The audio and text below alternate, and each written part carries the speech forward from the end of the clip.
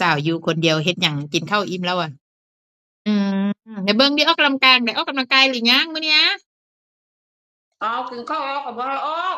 เอาเคี้ยวหมากก่อนโอ้กินข้าวแล้วนี่ต้องออกกำลังเคี้ยวหมากก่อนก่อนกินข้าวแล้วก็กินข้าวได้แล้วกินข้าวลงแล้วก่อนเข้านอนแล้วก็ตื่นขึ้นตอนเช้าก่อนจะลงจากเตียงเอยกแข้งยกขาเข้ามาถ้าบ่อืมได้ทาสองทาได้ก็ได้ทานิ้วคาดกลางหลังหรือว่าทาคาดกลางหน้าหรือว่าแต่งคือแค่นี้ก็ยังดีตอนออกกำลังเดินหรือว่าตอนเช้าขับรถจักรยานอืเช้ามขับขับได้แค่5-6เทื่อก็ยังดีเขาได้เอาขายตอนกลางหลังจากนั้นก็คล้ายๆเส้นมันลึกเคยแล้วค่ะมองทางนอนนี่หมายความว่าเส้นเขามันจมเข้าใจว่าเบิดขึ้นอืดีแล้วล่ะก็บ่หมอต้องรีบลงเขาเปล่าก็รู้แล้วตามให้ความหมอเดี๋ยวนี้เราก็มาปรับปรุงตัวเจ้าของอืมันแค่มมันขายเร็วอะอันน่ะสุขภาพแข็งแรงแม่เอ้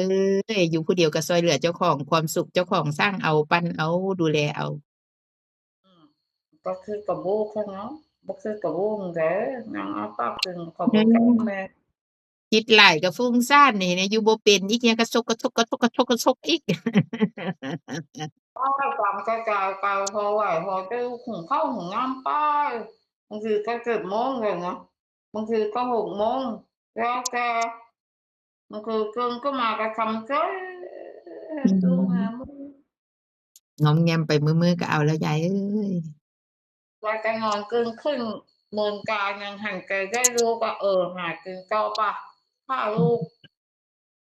คุกคนแม่ซื้อของแม่ไปของข้างเลยนะเมื่อแรงเนี่ยก็ก่อนเข้านอนแม่ก็ไหว้พระชั่วโมง บางทีก็เมื่อไหร่ก็ลืมมีแต่ว่านอนหงายลงหันใจเหงาๆร่างกายเสร็จแล้วก็พุทโธ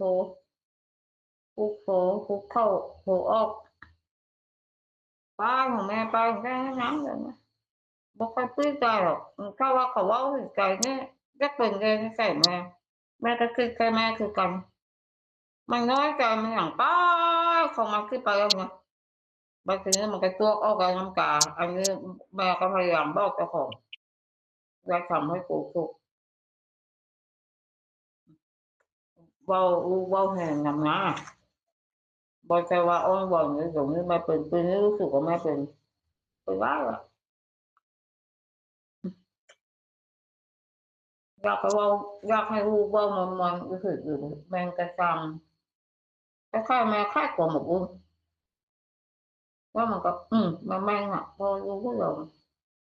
cái mô hình nhưng mà bộ cái gì là mang mô hình mấy อื ba ม thằng mấy năm mươi năm ngàn cái u mang chứ